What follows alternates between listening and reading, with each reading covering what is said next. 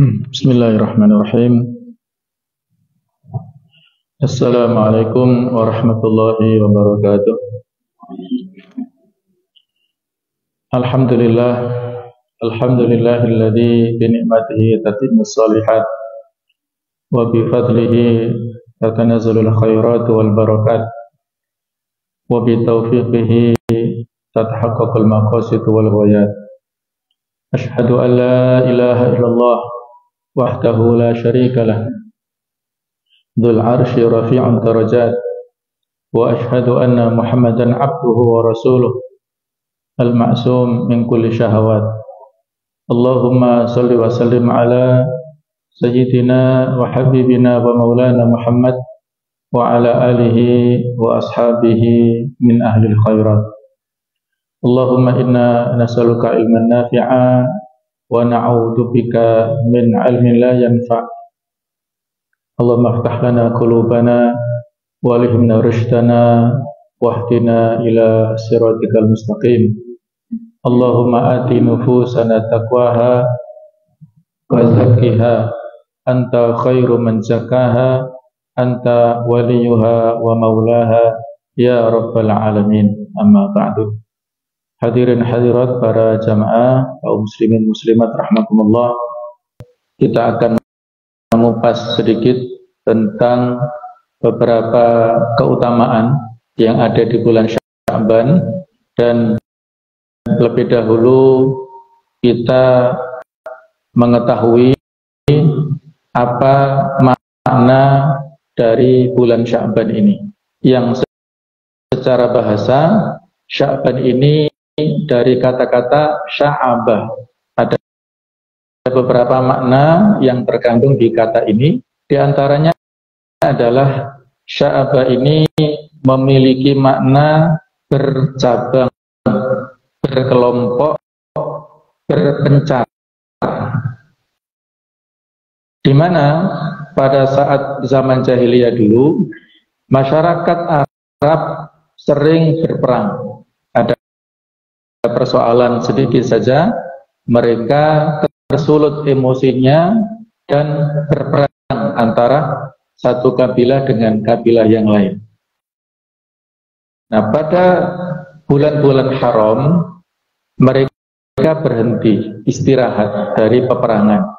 Ada 4 bulan haram di 1 tahun Hijriah, yaitu bulan Rajab, Dzulqa'dah, Dzulhijjah, dan bulan Muharram. Jadi mereka berhenti dari peperangan karena menghormati bulan-bulan haram ini. Nah, terjadi pada masa remaja Nabi Muhammad SAW sebuah peperangan yang dipicu oleh perampokan ataupun oleh pembunuhan karena terjadi persengketaan, ya persoalan yang sebenarnya kaitannya dengan dunia, ya. Itu persaingan ya antar kelompok. Ada Nu'man, Raja Hirah yang ada di Kufah saat itu ingin mengirim barang dagangan ke Mekah, kemudian ada ya semacam tawaran ya kepada para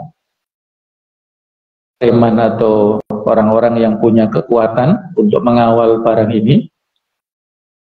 Sudah disanggupi oleh satu kelompok untuk mengawal, tapi ternyata dikalahkan oleh kelompok lain dalam hal persaingan ini. Jadi ada persaingan pengawalan dagangan. Kemudian kelompok yang mengawal ini dicegat dan dirampok dan juga dibunuh, sehingga terjadi peperangan lebih lanjut yang dinamakan dengan perang Fijar atau perang penyelewengan atau perang kedurhakaan, karena peperangan ini berlanjut sampai dengan Ashhurul Hurum, ya, sampai dengan bulan-bulan haram, bulan Dzulqa'dah, bulan Dzulhijjah itu. Dan terjadinya bukan 1-2 hari, bukan 1-2 bulan, Tapi perang Bijar ini berlangsung sampai 4 tahun. Sejak Nabi usia kurang lebih 15-an sampai dengan usia 20 tahun. Dan berikutnya ada perjanjian Hilful Fudul. Ini salah satu contoh betapa persoalan yang kaitannya dengan masalah-masalah duniawi memicu perbedaan dan konflik di antara kabilah-kabilah pada zaman jahiliyah dulu dan menjadikan mereka satu dengan yang lain berperang. Jadi mereka pada saat sebelum bulan Rajab berperang dan pada bulan Rajab itu beristirahat. Nah, dampaknya pada bulan Sya'ban ini mereka terpencar kemana-mana, tidak dari atau tidak berada pada kampung halamannya, tapi karena mereka berperang ke sana kemari sehingga mereka terpencar. Nah, itulah sehingga dinamakan bulan ini dengan bulan Sya'ban. Kemudian menurut Ibnu Hajar Al-Asqalani dinamakan bulan Sya'ban karena berpisah. Dulu orang-orang Arab biasa berpencar untuk mencari sumber-sumber air kemana-mana. Mereka berpisah dan terpencar kemana-mana, sehingga disebut dengan bulan Sya'ban ini. Inilah kronologis dan latar belakangnya, karena penamaan bulan itu biasanya disesuaikan dengan peristiwa momentum kejadian yang melatar belakanginya, termasuk adalah kita berbicara bulan Sya'ban ini, dan nantinya setelah Sya'ban ada Ramadan ya, yang secara bahasa Ramadan ini dari kata-kata romdo. Romdo itu artinya panas yang membakar. Dinamakan dengan Romdo atau Ramadan ini karena pada saat itu musim yang dilewati bulan Ramadan, cuacanya sangat panas, sangat membakar. Secara fisik membakar, suhunya sangat panas, namun secara maknawi, maknanya adalah membakar dosa-dosa yang dilakukan oleh seorang muslim pada saat masuk Ramadan. Dengan berpuasa maka dosa-dosanya terkikis, terbakar semuanya. Nah, kita kembali ke Sya'ban ini, secara bahasa seperti itu. Kemudian secara makna yang terkandung, makna kepanjangan dari Sya'ban ini terdiri dari 5 huruf, yaitu Shin, Ain, Ba, Alif dan juga Nun ya. Maka di sini memiliki masing-masing makna. Shin itu maknanya adalah syaraf. Syaraf itu memiliki makna kemuliaan. Jadi bulan ini adalah, walaupun bukan termasuk rangkaian Asyurul Hurum, 4 bulan yang kita sebutkan tadi, tetapi memiliki kemuliaan sejak zaman dahulu sampai sekarang ini. Yang kedua, Ain itu maknanya adalah ulu. Ulu itu adalah artinya ketinggian. Jadi bulan ini memiliki makna yang tinggi, derajat yang tinggi. Dan yang ketiga, huruf Ba, maknanya birrun. Birrun artinya kebaikan. Yang biasa kita pakai birrul walidain, berbuat baik pada 2 orang tua ya. Jadi makna yang terkandung di dalam bulan ini birrun, makna kebaikan. Dan huruf yang keempat, huruf alif atau hamzah yang bermakna ulfah. Ulfah memiliki makna kelembutan, kemudian juga kasih sayang, kepedulian.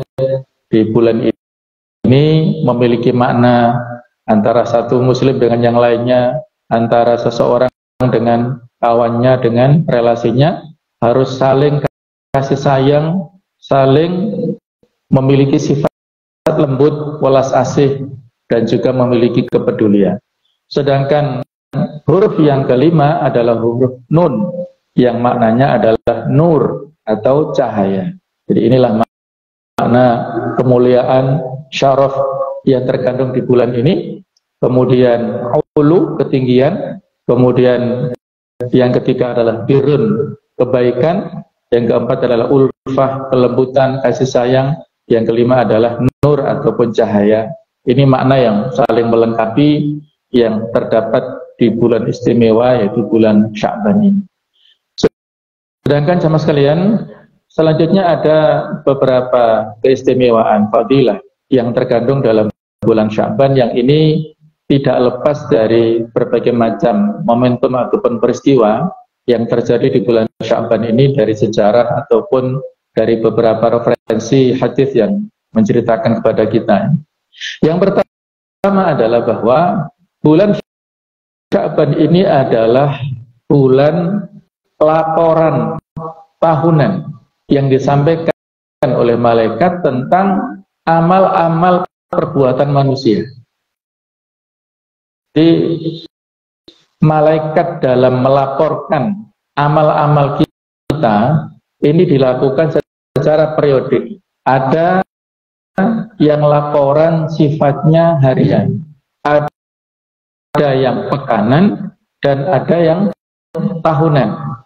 Laporan yang disampaikan oleh malaikat tentang amal-amal kita, amal-amal manusia dilaporkan kepada Allah Ta'ala secara harian, ini dilakukan setiap subuh dan asar secara periodik.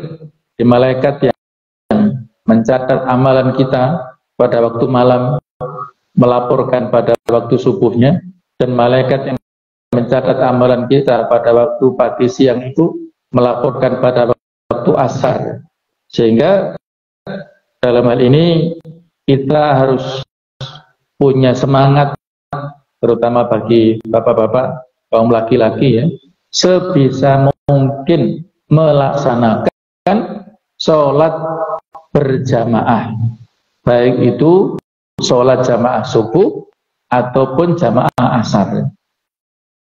Ini menjadi peluang bagi kita ya, sebagaimana yang disampaikan dalam hadis Bukhari Muslim, bahwasanya laporan harian pada waktu pagi itu dimulai pada saat sholat subuh, dan pada waktu sore itu mulainya pada waktu asar ini. Jadi periodenya seperti itu. Maka sebisa mungkin kita berusaha ya untuk menunaikan amal yang terbaik di dua waktu ini, waktu subuh dan waktu asar. Ya, amal di antara amal yang terbaik adalah sholat jamaah.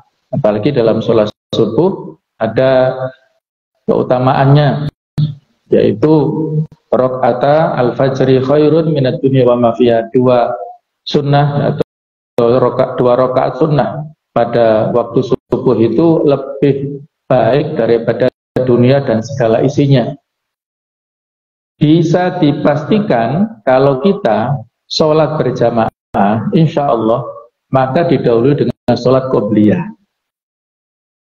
Insya Allah begitu ya. Tapi kalau kita sholat di rumah, apalagi kesiangan, telat bangunnya, maka biasanya ya asal-asalan langsung sholat subuh saja, khawatir waktunya sudah habis, jadi sudah lewat ya.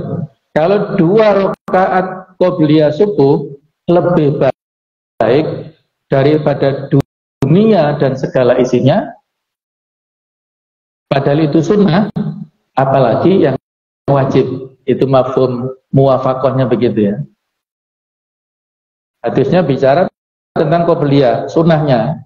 Tetapi kalau makna muwafaqah, ada dalam istilah usul fikih mafhum muwafaqah, logika aulawiyat, mafhum aulawiyat, seperti wala taqul lahum uf, jangan mengatakan pada orang tua ah. Kalau ah saja nggak boleh, apalagi membentak, apalagi banting pintu ya, orang tuanya lagi ngomong, anaknya masuk kamar banting pintu misalnya, nah itu berarti menyakiti orang tua yang dosanya lebih berat daripada mengatakan ah. Itu maknanya mafhum aulawiyat atau mafhum muwafaqah.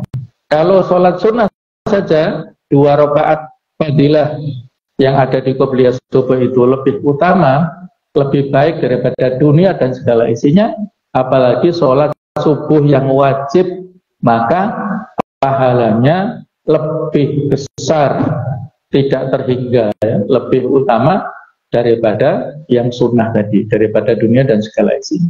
Tidak orang-orang yang sholat qobliyah subuh, sholat subuh ini para konglomerat, orang-orang kaya yang tidak Ya kalau yang terhitung kekayaannya itu 1 sampai 50, misalnya orang kaya se-Indonesia siapa, sedunia siapa. Nah, ini orang-orang yang rajin sholat qobliyah subuh, rajin sholat subuh itu tidak terhingga kekayaannya. Yang mungkin sekarang di dunia belum kelihatan ya. Nanti rekeningnya baru kelihatan di akhirat. Investasinya nanti kita dapatkan. Kita sekarang baru nabung, baru investasi secara maknawiyah ya. Nanti panennya di akhir. Jadi kembali ke sini, periodiknya harian adalah laporan amal kita itu waktu subuh, waktu asar. Ini yang kita kejar ya. Kalau waktu subuh insya Allah ini tantangan pribadi ya, karena ya, masing-masing perlu menata waktu lah untuk istirahatnya, tidurnya ya. Tapi kadang-kadang kalau asar ini ya masing-masing punya agenda pekerjaan ya, maka ini harus ditata. Apakah sholatnya di kantornya, di pekerjaannya, atau sebisa mungkin dia sudah pulang untuk sholat di masjid kampungnya, di musola kampungnya, dan lain-lain. Tergantung masing-masing punya agenda manajemen waktunya ya, harus tepat. Sedangkan laporan yang disampaikan malaikat tentang amal-amal manusia secara periode pekanan itu setiap hari Senin dan Kamis. Sebagaimana dalam hadis yang diceritakan oleh At-Tirmidzi, tu'radul a'mal yaumal itsnaini wal khamis. Dilaporkan amal-amal manusia ini setiap hari Senin dan Kamis. Tauhibbu an yu'radu amali wa ana shaim. Saya suka apabila dilaporkan amalan saya itu padahal pada saat itu saya sedang berpuasa. Jadi latar belakang kenapa kita dianjurkan puasa sunnah Senin Kemis mengikuti kebiasaan Rasulullah. Beliau berpuasa Senin Kemis karena pada saat itulah ada laporan amalan pekanan yang disampaikan oleh malaikat kepada Allah Ta'ala, dan Rasulullah ingin pada saat dilaporkan amal itu sedang melakukan amal ibadah, yaitu puasa ini. Sebagaimana saya katakan tadi, bahwasanya kalau laporan harian kita ingin supaya ada catatan terbaik ketika itu kita sholat berjamaah, maka saat Senin Kemis ini kita usahakan untuk berpuasa sehingga laporan kita itu menjadi bagus catatan amalannya. Ini bukan untuk pamrih, bukan ya. Kalau pada Allah Ta'ala tidak ada kata pamrih. Ada kata pamrih, riya itu sesama makhluk. Tapi kalau pada Allah, justru Allah suka kita menunjukkan amal-amal yang terbaik, itu Allah suka sekali. Dan Allah memberikan pahala yang besar ya. Ada lagi hadis yang berbunyi, inna amal bani adam tu'radu kulla khamis lailatal jum'ah. Sesungguhnya amal-amal manusia itu dilaporkan pada setiap Kamis malam Jumat. Fala yuqbalu amalu qati'ir rahim. Maka tidak diterima amalan seseorang yang memutus tali silaturahim. Hadis riwayat Bukhari Muslim ini.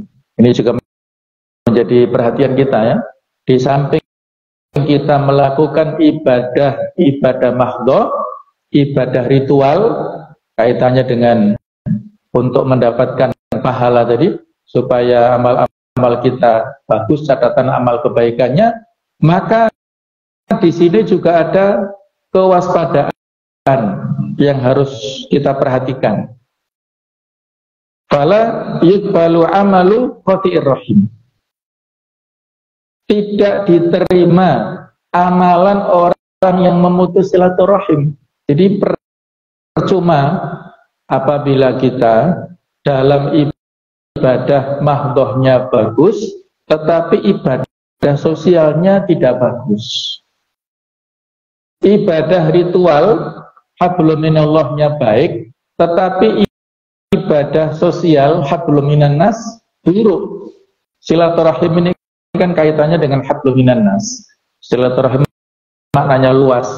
Apakah rahim bermakna keterkaitan dari sisi keluarga, atau rahim dari sisi keterkaitan keluarga besar, baik itu skupnya ada kaitannya famili ataupun dalam sosial kemasyarakatan lebih luas lagi, ini maknanya mengalami perluasan, ini harus kita perhatikan ya.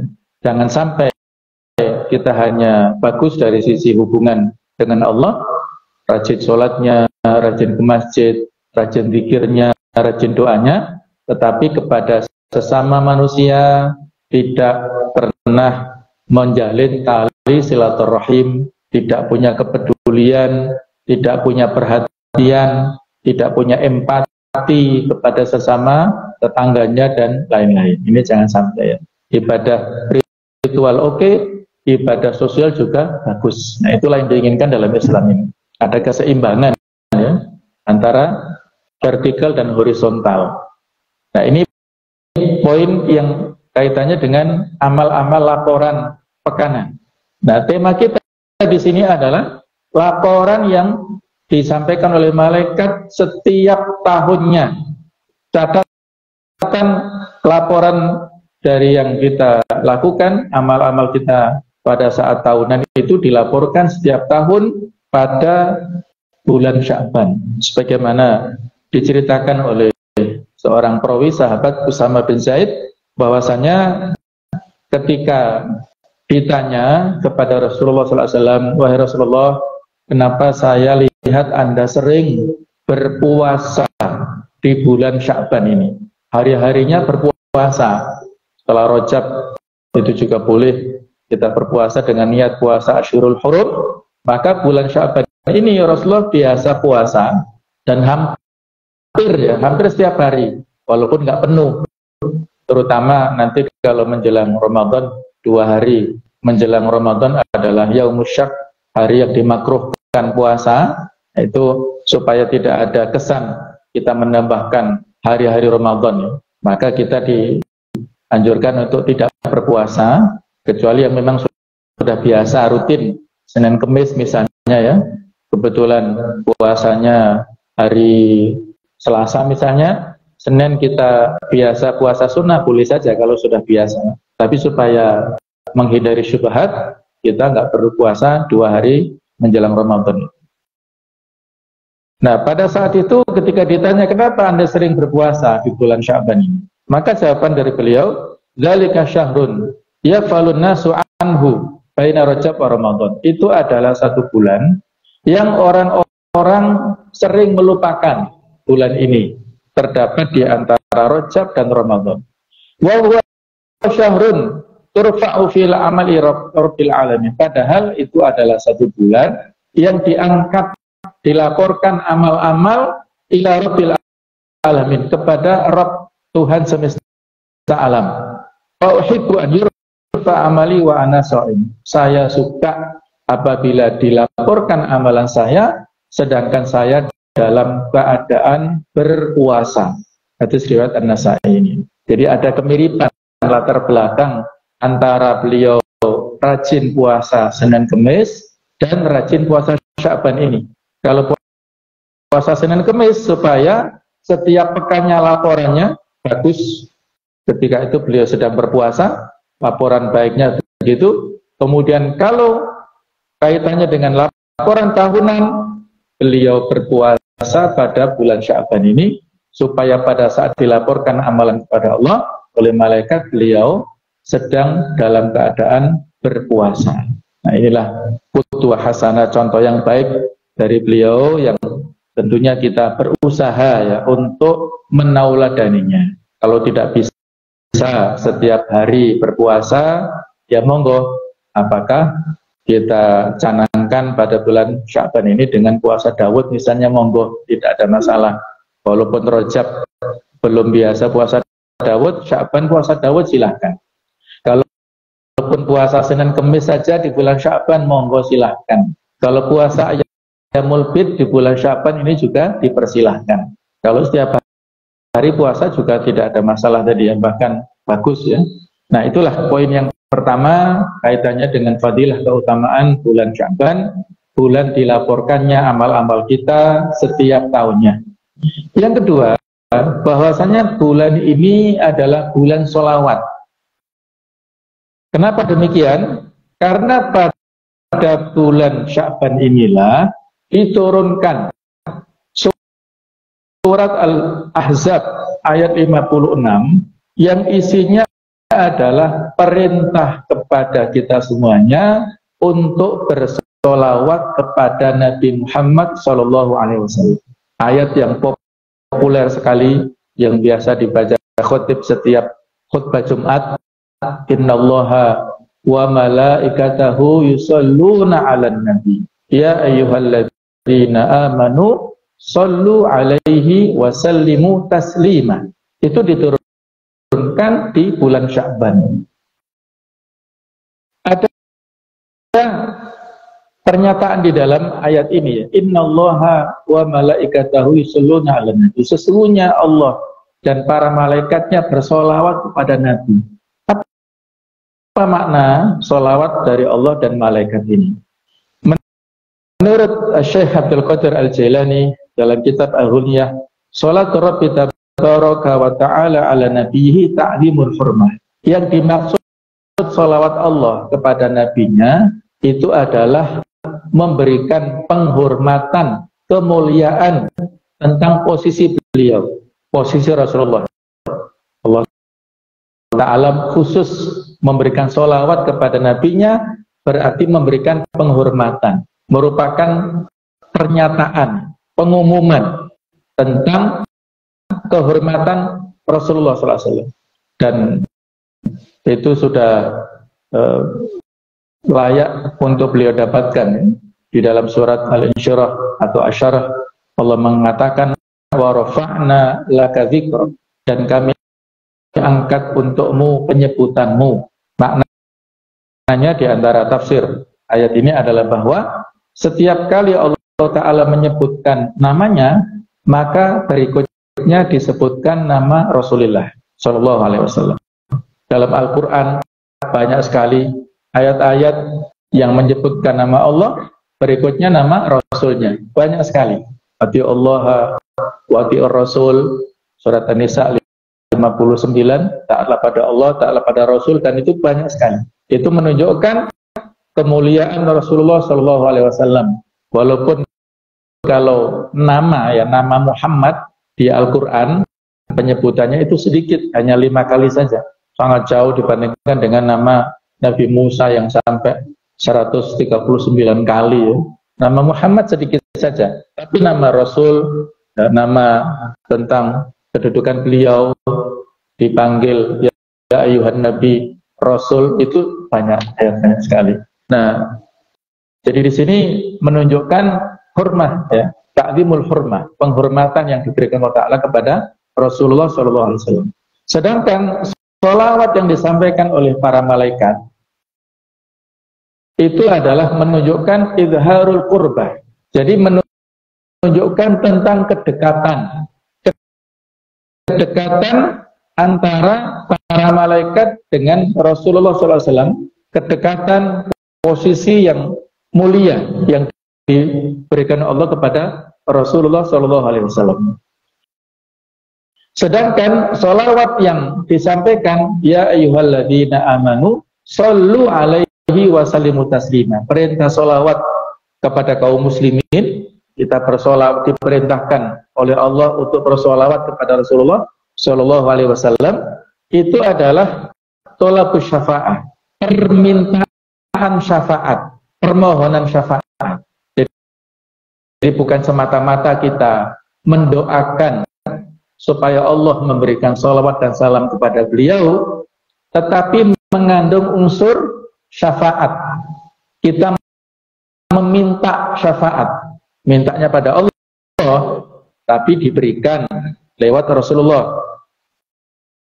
Allah Ta'ala yang berhak untuk memberikan syafaat. Man dzalladzi yashfa'u indahu illa bi'idni. Tidak ada yang bisa memberikan syafaat kecuali dengan izin Allah. Syafaat ini ada 2.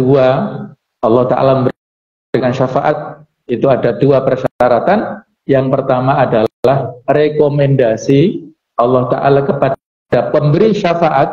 Yang kedua adalah ridho, izin Allah kepada yang diberi syafaat. Allah memberikan rekomendasi syafaat kepada siapa? Kepada Rasulullah. Rasul diberikan rekomendasi, diberikan izin. Untuk siapa? Syafaatnya kepada umatnya yang tidak berbuat syirik, yang tidak melakukan ya dosa-dosa berat yang berupa kesyirikan. Di antara hasil Isra Mi'raj sebagaimana hadis riwayat daripada Abdullah bin Mas'ud, yang ketiga adalah Allah Ta'ala akan memberikan ampunan kepada orang-orang di antara umat Nabi Muhammad yang tidak melakukan kesyirikan. Kalau dia melakukan dosa besar selain syirik, masih ada peluang ampunan walaupun dia tidak sempat bertaubat. Nah, jadi di antara umat Nabi Muhammad ini ya punya peluang untuk mendapat syafaat tadi ya. Maka kita mintanya syafaat kepada Allah Subhanahu wa taala. Kemudian Allah memberikan rekomendasi di antaranya kepada Rasulullah, di antaranya juga kepada Al-Qur'an, kepada puasa. Al-Qur'an wasyamu yusyafi'an yaumal qiyamah. Al-Qur'an dan puasa ini bisa memberikan syafaat pada hari kiamat. Kepada siapa ya? Kepada pelakunya, kepada ahli Qur'an dan ahlu siyam, orang yang rajin baca Al-Qur'an, yang rajin melakukan puasa, ini mendapat syafaat lewat Al-Quran dan lewat puasa. Atas izin siapa? Izin dari Allah Subhanahu wa ta'ala.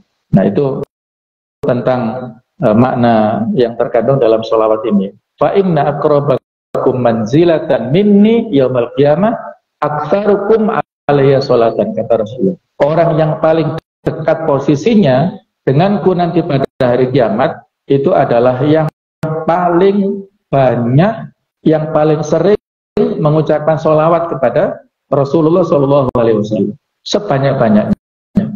Dulu ada Habib Muntir Al-Musawa almarhum ya, beliau pemimpin Majelis Rasul, Majelis Rasulullah di Jakarta yang jamaahnya ribuan. Beliau sudah almarhum dalam usia yang sangat muda, 40-an tahun beliau meninggal, husnul khotimah. Dilanjutkan sekarang oleh kakaknya Habib Nabil Al-Musawa. Habib Muntir pada masa hidupnya itu mengucapkan sholawat setiap harinya itu tidak kurang dari 5.000 kali. Nah, sholawat yang beliau sampaikan sebanyak itulah, maka beliau ya insya Allah ya, mudah-mudahan beliau termasuk aulia Allah ya, yang hidupnya luar biasa, berkhidmat untuk umat ya. Jadi mendapatkan banyak keistimewaan dalam kehidupannya itu. Jadi itulah karunia sholawat ini luar biasa. Ada seorang yang, kalau ini kan kalangan ulama, kalau dari kalangan orang biasa saja ya, ada kisah nyata itu, namanya Pak Darjo di ujung Pulau Jawa sebelah timur sana. Itu beliau profesinya biasa saja ya. Ya kalau dari kalangan menengah ke bawah lah. Beliau ini kuli panggul dagangan. Jadi dalam hidupnya seperti itu profesinya, yang sering disepelekan oleh orang lain ya. Tapi Masya Allah beliau luar biasa, meninggal husnul khotimah. Apa tandanya? Beliau setelah meninggal dikuburkan selama 9 tahun itu ya, cucunya meninggal. Terus dimakamkan di samping makam Pak Darjo ini. Setelah digali di makamnya, ternyata makam beliau masih utuh. Di jasadnya itu masih utuh, tidak rusak tubuhnya. Jadi rupanya itu ya, maksudnya beliau berarti husnul khotimah ya, termasuk syahid ya, orang yang meninggal tidak dimakan oleh cacing-cacing tanah, jadi utuh, masih bagus jasadnya.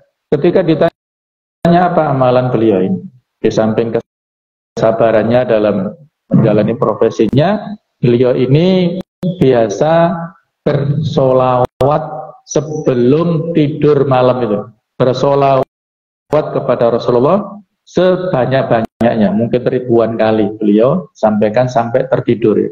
Jadi rupanya ini juga bisa kita tiru ya, solawat ya, daripada kita insomnia nggak bisa tidur, solawat saja insya Allah nanti ya lama-lama juga tertidur. Dan mudah-mudahan dalam tidurnya bermimpi ketemu dengan Rasulullah SAW. Mudah-mudahan.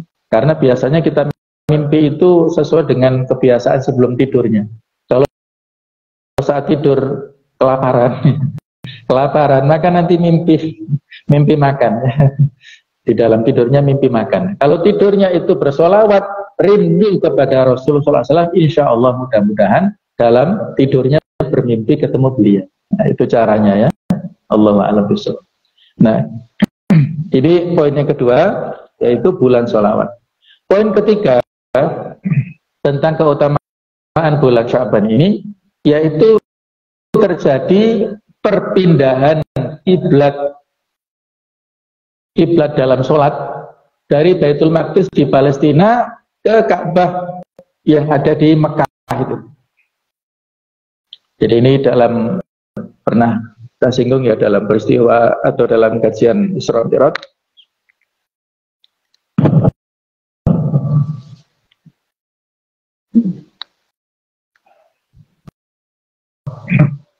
Jadi terjadi perpindahan kiblat. Setelah turun perintah sholat ini, yang itu ada pada peristiwa Isra Mi'raj, dan para ulama beda pendapat kapan waktunya, tapi yang jelas itu adalah terjadi pada akhir-akhir tahun kenabian menjelang hijrah ya. Beliau sholat menghadap ke Baitul Maqdis yang ada di Palestina. Ada beda pendapat, ada yang mengatakan 16 bulan, ada yang mengatakan 17 bulan lebih 3 hari ya. Allahu a'lam sejauh mana kebenarannya. Nah, pada saat beliau sudah hijrah ke Madinah, yaitu pada bulan Sya'ban tahun kedua Hijriah, itu terjadi perpindahan kiblat ini yang saat itu yang masyhur ya. Apakah beliau sholat zuhur atau ke asar? Ada yang mengatakan malam, tapi saya lebih cenderung siangnya ya, zuhur atau asar. Jadi beliau sholat di masjid yang sekarang dinamakan Masjid Al-Qiblatain, masjid yang punya 2 kiblat. Ada mihrab yang ada di sisi utara yang sekarang nggak terpakai, dan ada mihrab yang di sebelah selatan yang terpakai sekarang ini karena menghadapnya ke arah selatan, ke arah Mekah. Disitulah terjadi perpindahan kiblat yang pada saat itu diturunkan surat Al-Baqarah ayat 144, qad nara taqalluba wajhika fis sama. Kami telah melihat kamu telah bolak-balik mendongakkan wajahnya ke langit. Falanuwalliyannaka kiblatan tardoha, maka kami palingkan kiblat sesuai dengan yang kamu sukai. Karena ketika Rasulullah SAW menghadap kiblat dalam sholat ke Baitul Maqdis, itu menyenangkan orang-orang Yahudi. Mereka menjadi ya GR lah, ke rumongso ya. Muhammad menghadap ke kita, yang mereka akan menjadikan Baitul Maqdis itu mempercayai di bawahnya ada Haikal Sulaiman. Ini hanya akal-akalan mereka saja. Jadi mereka merasa bangga dengan menghadapnya Rasulullah sholat ke sana.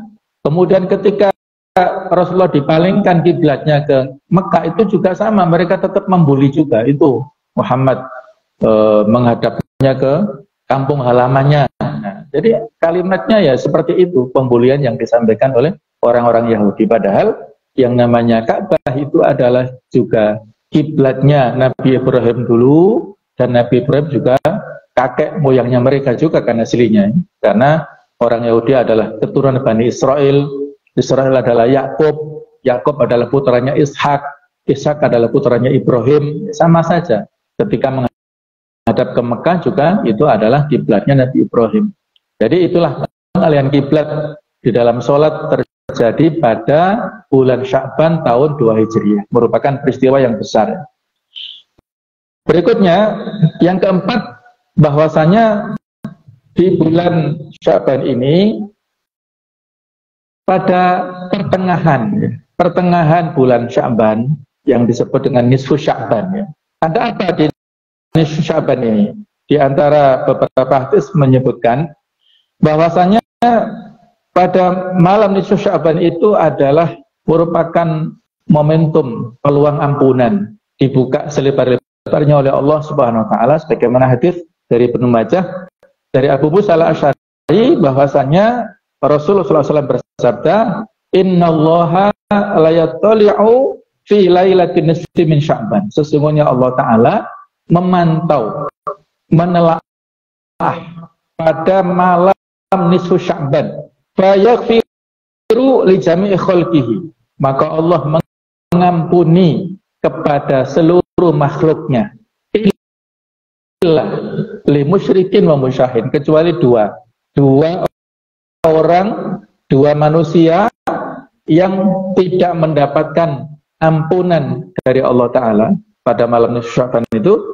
Yang pertama adalah orang musyrik, yang kedua adalah musyahin, orang yang bermusuhan, yang ada dendam kesumat kepada sesama muslim yang lain, yang belum saling minta maaf. Nah, makanya ini ya, karena kaitannya tadi kan Sya'ban, di antara hurufnya kan ada ulfah tadi ya, kasih sayang. Kasih sayang berarti saling lapang dada, saling memaafkan.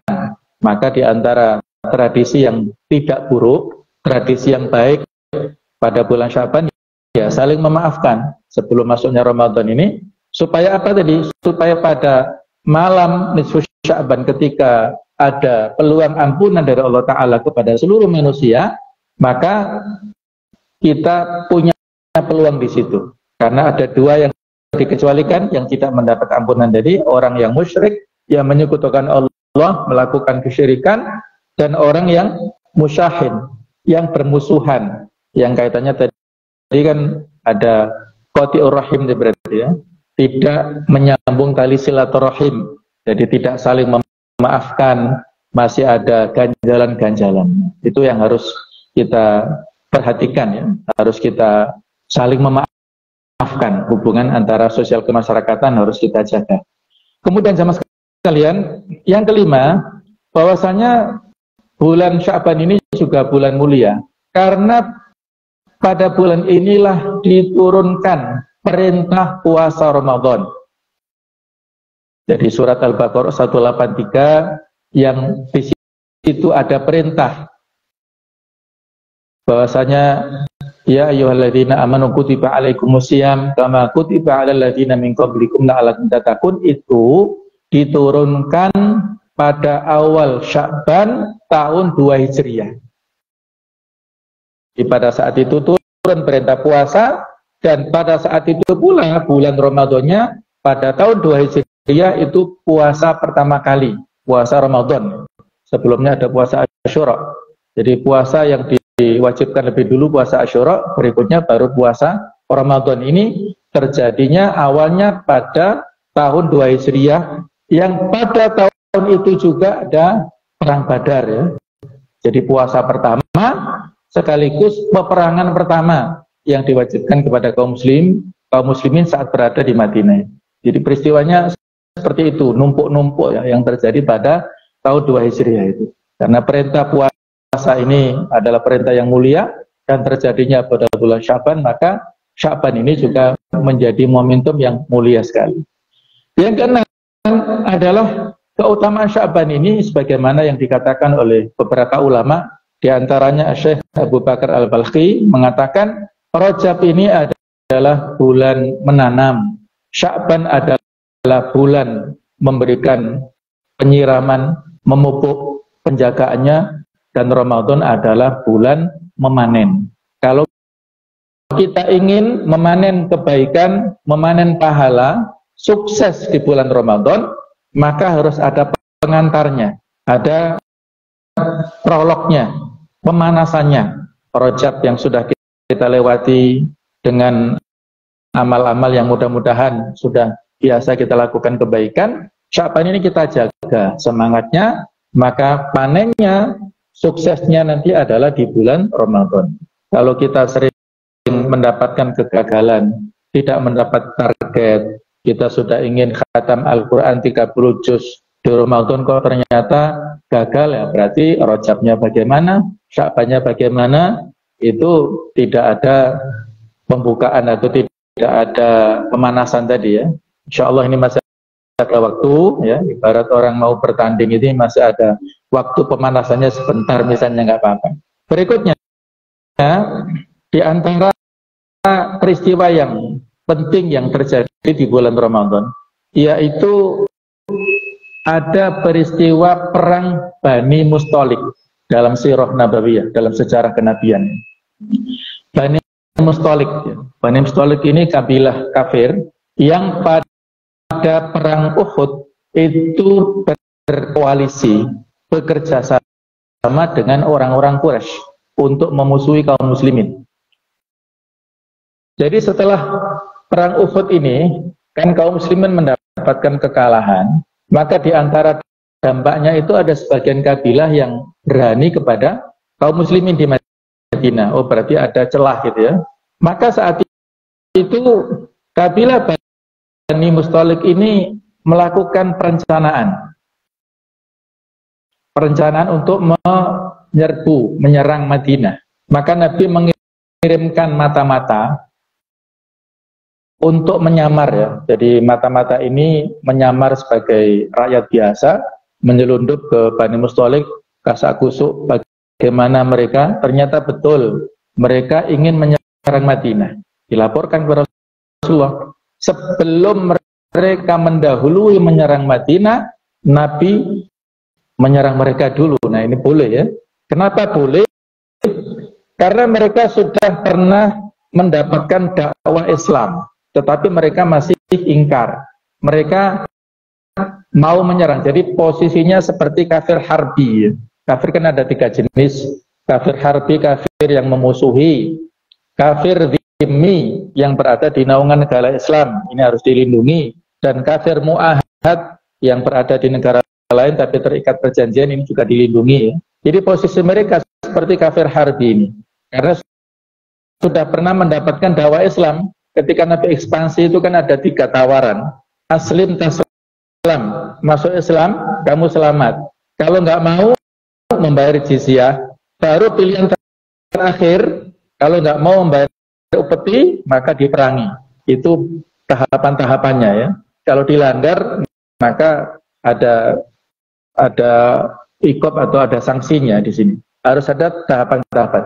Nah, orang atau kabilah Bani Mustalik itu sudah mendapatkan dakwah Islam tapi nggak masuk Islam. Mereka, ya apalagi baru putih juga nggak mau. Nah, kemudian mereka ini ada indikasi untuk menyerang. Ini fix, sudah dilaporkan ke Rasulullah. Beliau menyiapkan pasukan, dikirimkan ya sekitar 700 pasukan dan 30 tentara berkuda ini, pasukan berkuda, untuk menyerang mereka, dan mereka tidak siap. Sehingga kedodoran mereka ya.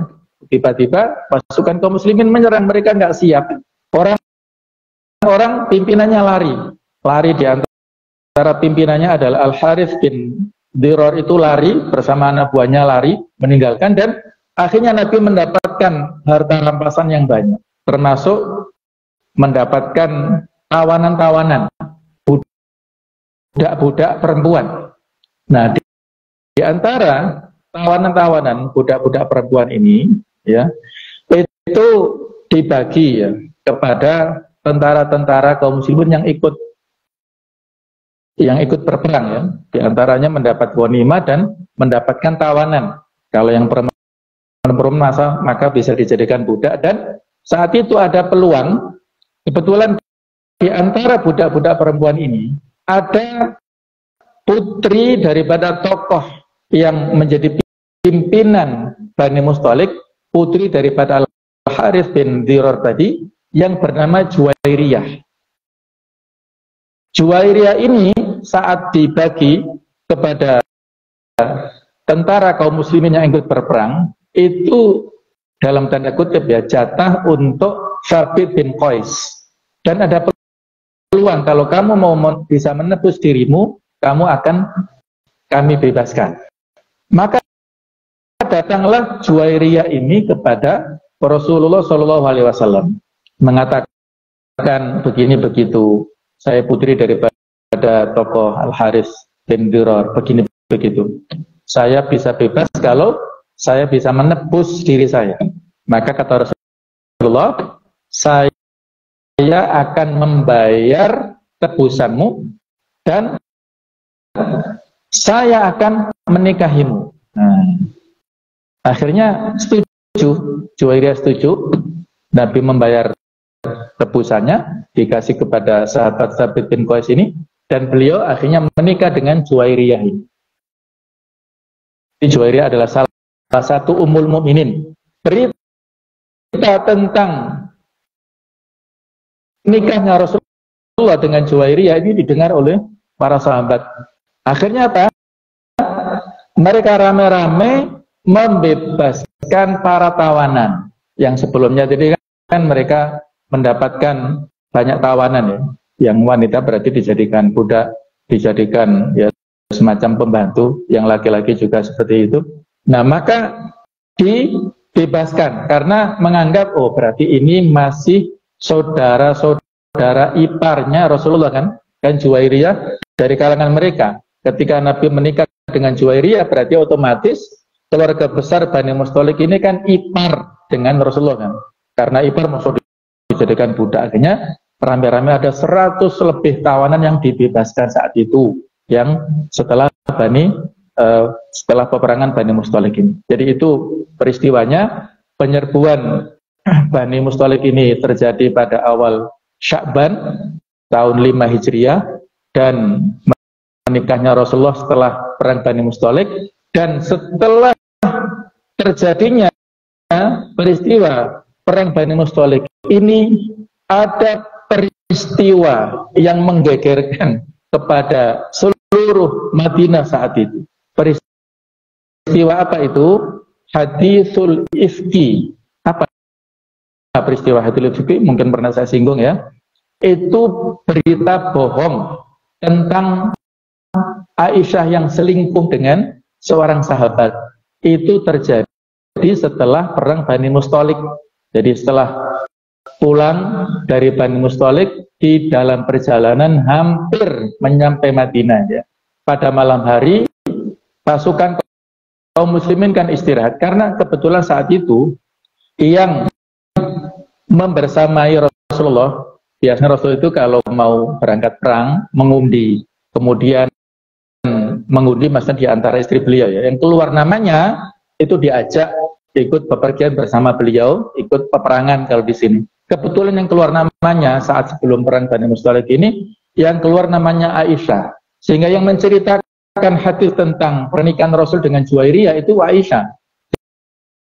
Jadi pada saat istirahat, kaum muslimin ini, Aisyah itu berada di semacam sekedup. Sekedup itu ada tandu yang berisi kayak gardu gitu, atau kayak gubuk-gubuk yang ada dicantolkan atau ditaruh di atas punggung unta itu. Nah, Aisyah berada di situ. Saat istirahat kan diturunkan. Aisyah ini pergi untuk buang hajat, dan saat mau kembali itu meletakkan kalungnya nggak ada liontin, atau kalungnya itu jatuh, yang dikasih oleh seseorang jatuh, terus dicari-cari tanpa izin, sehingga pada saat beliau belum kembali ke sekedupnya itu, karena tubuh beliau kan kecil ya, jadi ketika diangkat sekedup ini ke atas ontanya, itu para sahabat nggak tahu kalau di situ belum ada Aisyah. Mereka mengangkat saja, ketika itu seolah-olah Aisyah di dalam, padahal beliau belum di dalam. Pasukan sudah pulang ke Madinah. Ketika beliau balik ke tempat itu, loh kok nggak ada, rombongan sudah sepi, sudah nggak ada. Itu malam hari, duduk beliau di pinggir jalan termenung ya. Saat itu sudah turun perintah hijab. Nah, ada di antara sahabat yang penyapu ya, pasukan penyapu, pembersih, maksudnya bukan sapu ini, tapi membersihkan barangkali ada barang, ada yang tertinggal. Itu ada seorang sahabat yang bernama Sofwan bin Mu'attal, itu melihat ada Ummul Mukminin Aisyah kok ketinggalan. Beliau dengan takzimnya tidak berani menyapa, tidak berani bertegur sapa dengan Ummul Mukminin. Ya akhirnya mereka saling paham, terus Aisyah ini dikawal, ditaruh di atas unta, dan beliau berjalan dikawal sampai ke Madinah. Sampai di Madinah siang hari. Akhirnya berita ini di framing, diolah oleh orang-orang munafik, ya, diolah ini seorang wanita istri Nabi tiba-tiba berjalan berdua dengan seorang sahabat. Kira-kira apa yang dilakukan tadi malam? Nah, itu framingnya. Framingnya begitu beritanya. Ya Allah. Jadi akhirnya timbul fitnah luar biasa ya. Seolah-olah Aisyah ini selingkuh dengan laki-laki ini. Aisyah sakit saat itu di rumah 1 bulanan. Beliau nggak tahu berita yang beredar, tapi beliau curiga. Kok Rasulullah tidak tegur sapa dengan beliau yang biasanya duduk di sampingnya, kok tidak bertegur sapa? Orang-orang kok melihat aneh gitu ya. Beliau bingung dan menangis. Ada apa? Ketika tanya kepada ayahnya Abu Bakar, ada apa? Nggak dijawab. Ketika tanya kepada ibunya nggak dijawab.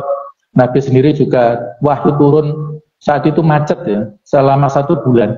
Nabi sebagai seorang manusia ketika saat itu belum ada wahyu nggak bisa bersikap. Bahkan ketika minta pendapat kepada para sahabat, masukannya beda-beda.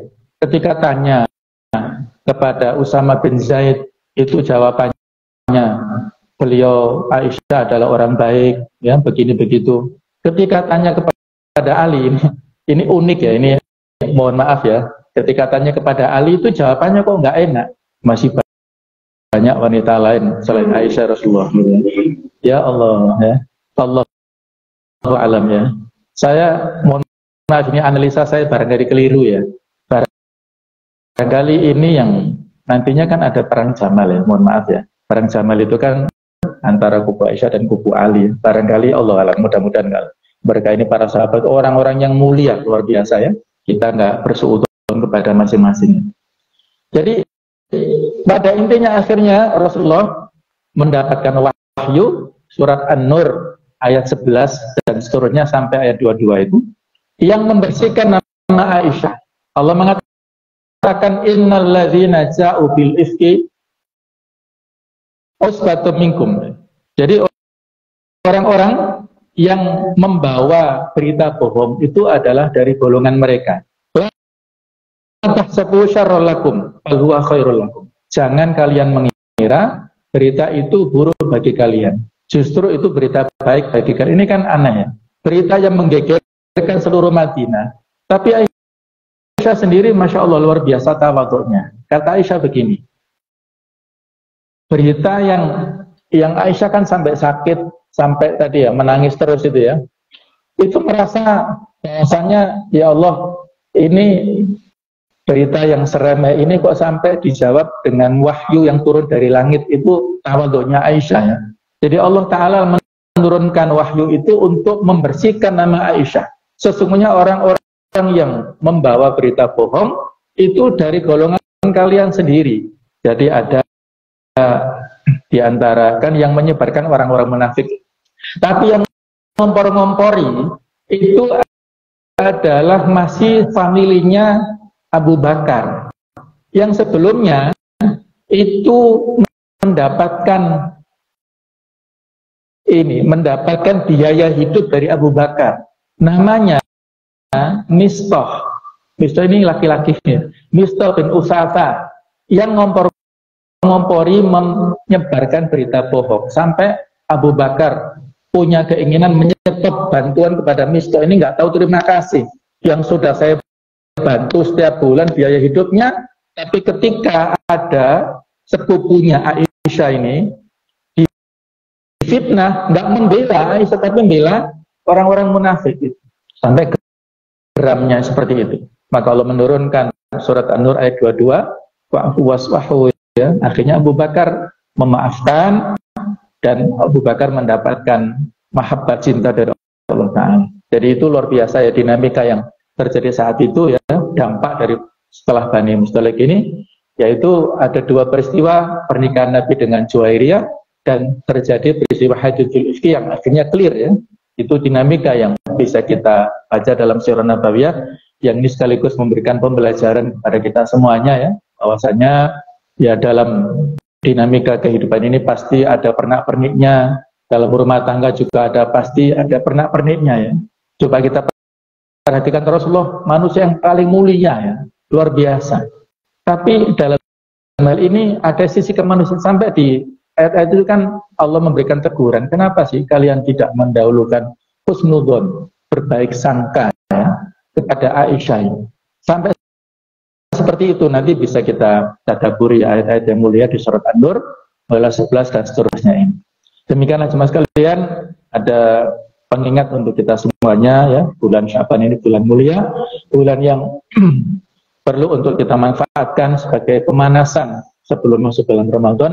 Mudah-mudahan kita selalu diberikan kesehatan lahir batin sehingga bisa menghidupkan bulan ini dengan amal-amal yang baik sehingga kita masuk Ramadan dengan yang lebih baik lagi daripada Ramadan yang sebelumnya. Mohon maaf di segala kekhilafan. Subhanakallahumma wa bihamdika asyhadu an la ilaha illa anta astaghfiruka wa atubu ilaik. Wassalamualaikum warahmatullahi wabarakatuh.